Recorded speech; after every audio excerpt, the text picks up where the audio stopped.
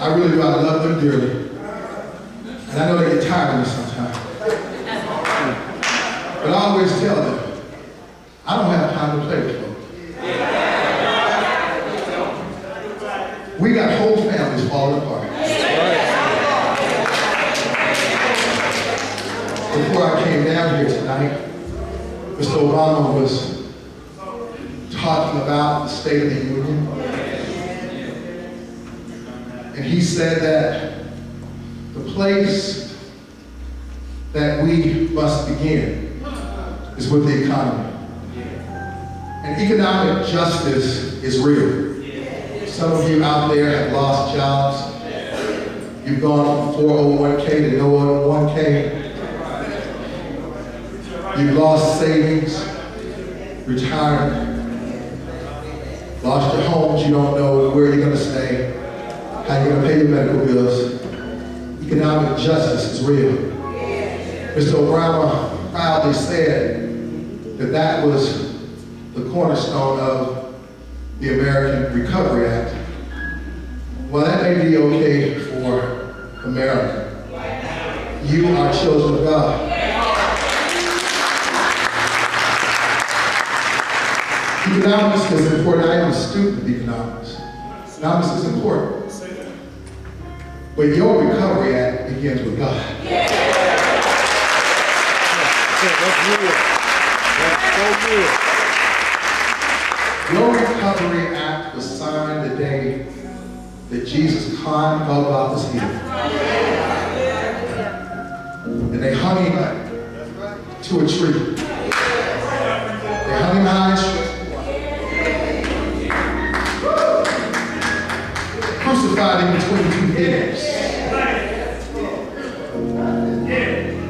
It's a miracle he even made it to the cross. They beat him and scourged him before he got there. But the real miracle of salvation may not only be that God saw it fit to raise him in 3 days. The real miracle is that Jesus saw it fit to die in place of me and you.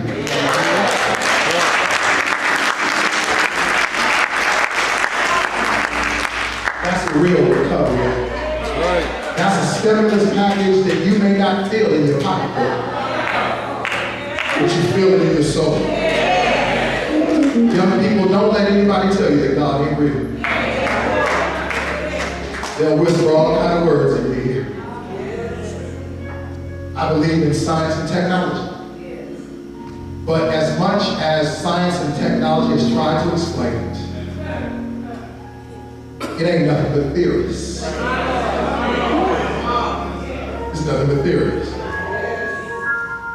Now, don't get me wrong, we need science and technology. I don't believe in the conflict in faith and science. But the bottom line is this. I studied astronomy as an amateur in 10th. And I can tell you the positioning of the moon and many of the stars and constellations. But you and I ain't never been there.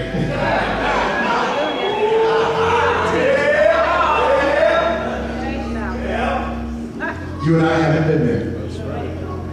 But let me tell you where I have been there. I've been in some situations. I've been through some circumstances. Forget about preaching the gospel. This is a miracle.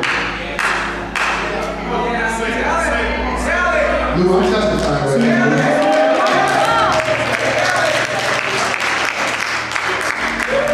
It's a miracle that I'm standing here right now. I looked down the barrel of a gun and tied it to it. I was raised by good parents. But I went a way that many of our young people have gone.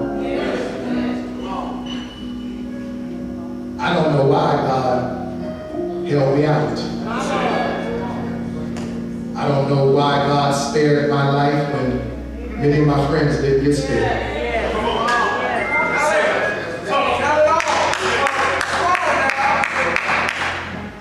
And beyond that, about 5 years ago, I had emergency surgery. Like too many black men, Dr. Smith, as a diabetic, I was not taking care of my health. I got an abscess on my abdomen. Started as the size of a quarter. In a week, it had grown to the size of my fist. I was getting ready to do a wedding for one of the young people at my former church.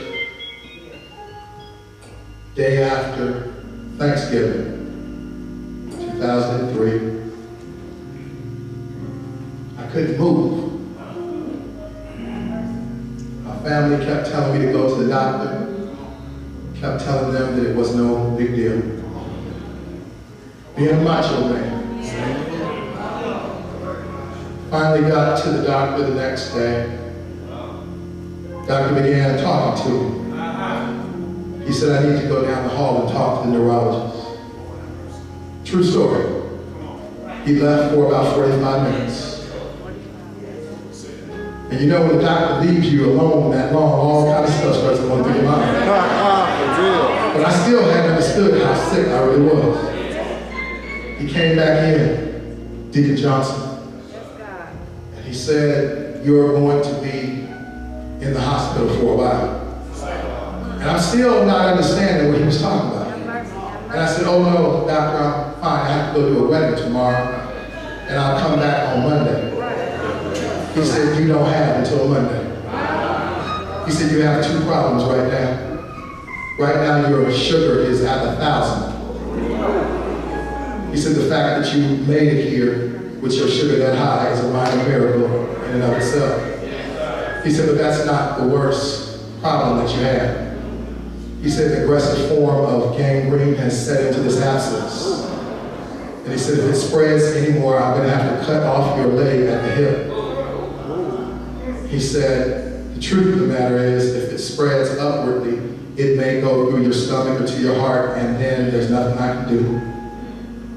And I looked at him, tears in my eyes. And I said, Doctor, am I going to die? And he said, I don't know, young man. He said, but they tell me you're a praying man. They tell me you're a praying man. And he said, right now, we need you to pray and get yourself ready for this situation. I didn't know what to do. I felt so bad. I called home and called my wife, called my mother. And there I was in that hospital room. My family was around my bedside before they could operate. My sugar was so high they had to pump me with insulin for 6 hours before they could take me in the operating room. When my mother got to my bedside, I felt so ashamed. But in a way, the